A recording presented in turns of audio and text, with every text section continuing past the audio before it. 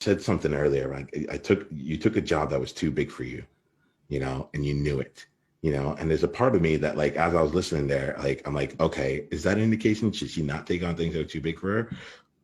But then there was things that you said a little bit later on that came in where you're like, I was a principal. I took on the job as a principal, but I had 2 to 3 vice presidents and an assistant, and they all got sick. Like, what I got from there was, like, not only were you taking on something that was larger, like, than where you had been in the past, but the support system was there. You said I had no support system. I had no one there, and I was already in a job that stretched me, and I had to do everything on my own. Yeah. Yeah. And so there's an element here that one of the things that comes out for me is like, okay, support system wise, as you, for whatever you choose to create now, like, what is the support system that you actually want to have in place, and as those things fall off, what are your I call it the and-on cord, which is like a Toyota lean manufacturing thing, where it's like, if something's off on the assembly line, you shut the whole assembly line down and you fix it, and then you continue on. So, yeah, you literally said, like, I'll cope. Like, everyone fell away from you, and it's like, I'll cope. So that to me is also like that sentence, I'll cope, is an indicator. It's like a flashing light on it, like check engine. Yes. All right. Yes. Let me pause with that. There's going to be a couple things here, and any reactions to that, any response. Right now I'm throwing it back. I'm not necessarily saying this is where you need to go with it. Thoughts? No, but this is really good. This is I love that, because that's definitely sort of things that I have in place, and some of it's a bit diffuse, and so this is going to be good to really make it more visual for me of putting on those brakes and going, that's it, stop, that's it, this is, you can't carry on like this. And there, definitely I have a completely different support system here that it's very clear for me now.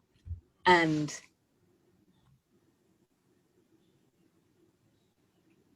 thinking about it as well, it's like,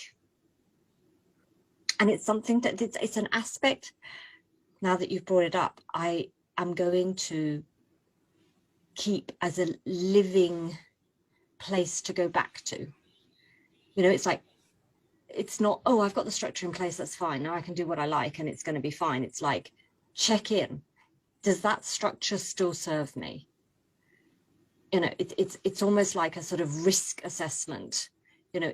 Is like you send, if we're going to carry on with the cars and everything, it's like, you send the car to the MOT, they go and, it gets a check every few years or whatever. It's like, don't hop over it, do it, because you don't want to be driving somewhere and you have a breakdown because you didn't do that check. Yeah. And sort of, or check the oil, don't hop over it, check the oil, because you don't want an overheated engine because you didn't check the oil. So I think I really like that, because it's like, okay, that actually is not only something that is going to be good for me, but it will be good for my future clients to actually visualize and have a strategy even around. It's like it becomes a strategy, it becomes a check-in, check oil, check the oil. Yeah, like, that's like, you said earlier, you said like, oh, I'm faster at recovering now, and I'm like Philippa, I don't want that for you. I don't want you to have to, like, get to a place where, like, well, if the burnout did happen, I could come back much faster. It wouldn't take years this time. That's not it, right? We're in the place of, and like, the car analogy for me is, it's like, we don't want you to be in fear every time you get into the car. We want, but we do understand that, like for, like, as someone, like, I remember myself at 22 years old driving all through. There was a time I was definitely driving too fast. I had ice cream that I wanted to eat at the same time. It was like an empty 6-lane highway, and I was trying to do so much, and I just, like, it was a recipe for disaster. And I'm really glad that it didn't end up that way. and it just changed the way I drove going forward. Now it's a different experience that you've had. I'm not trying to truly relate it there, and I will I think I'm going to continue sharing back some of the things that you said. Like, cause I don't think that this is like here to be like, now look out for this, look out for that. That's not really the intent.